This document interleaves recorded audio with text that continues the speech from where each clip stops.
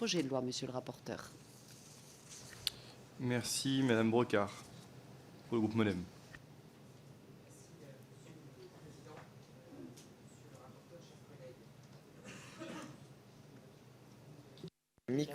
Merci, Monsieur le Président.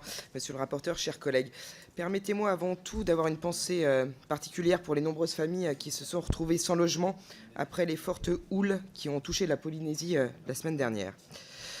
Le projet de loi que nous examinons aujourd'hui est une nouvelle fois l'occasion de mettre au cœur de nos attentions la Polynésie française, ceux qui y vivent, ceux qui participent à la vitalité communale, les élus et les fonctionnaires communaux de cet archipel du Pacifique qui fait une des fiertés de notre pays.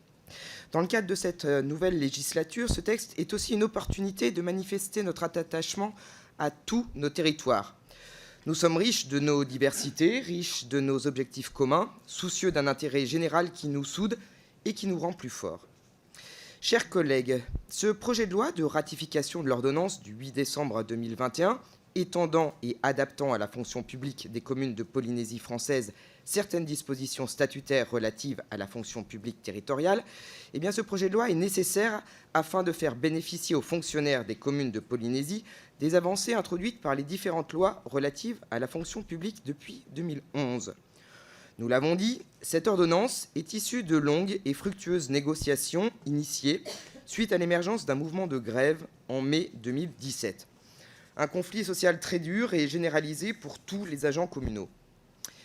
Cet important travail de concertation, associant les instances locales, a permis de trouver un équilibre que le Sénat a sensiblement modifié. La question, il me semble, qui se pose aujourd'hui est donc de savoir si les ajouts du Sénat ébranlent ou non un équilibre indispensable à une meilleure adaptation et à une plus grande attractivité de la fonction publique communale en Polynésie française. Nous le savons tous, ce texte est sensible au regard des attentes qui l'entourent et nous avons le devoir, mes chers collègues, de réussir à avancer ensemble dans la bonne direction. C'est pourquoi il ne faut pas perdre de vue dans nos échanges que nous devons œuvrer à un véritable rapprochement du droit commun, mais avec une prise en compte des spécificités lorsqu'elles sont justifiées.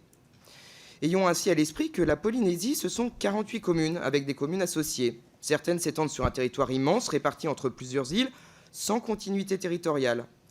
L'éclatement géographique et la faiblesse numérique en termes de population sont des difficultés que nous devons prendre en considération car elles ont une incidence directe et forte sur la vitalité des communes et sur les emplois qui y sont rattachés.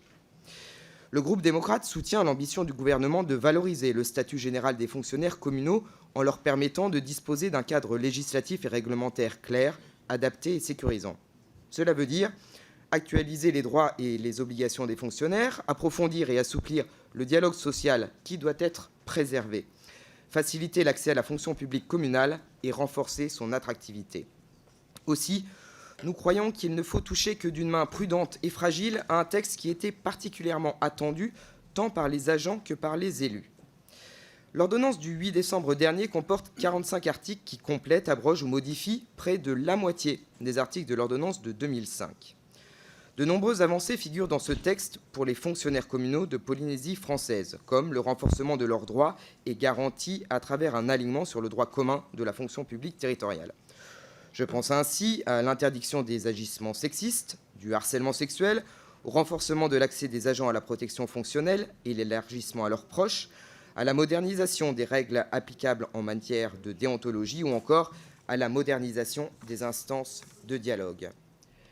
Le Sénat a beaucoup enrichi le projet de loi du gouvernement, mais nous devons absolument veiller à ce que certaines dispositions qu'il a introduites ne viennent pas diminuer les droits des fonctionnaires communaux de Polynésie française. Nous aurons l'occasion d'en débattre lors de l'examen des amendements de monsieur le rapporteur en particulier. Chers collègues, vous l'aurez compris, le groupe démocrate attend beaucoup de nos échanges pour avancer avec précaution et discernement dans l'intérêt de la Polynésie française, dans l'intérêt de notre République, des élus et des fonctionnaires communaux que nous remercions pour leur action au quotidien.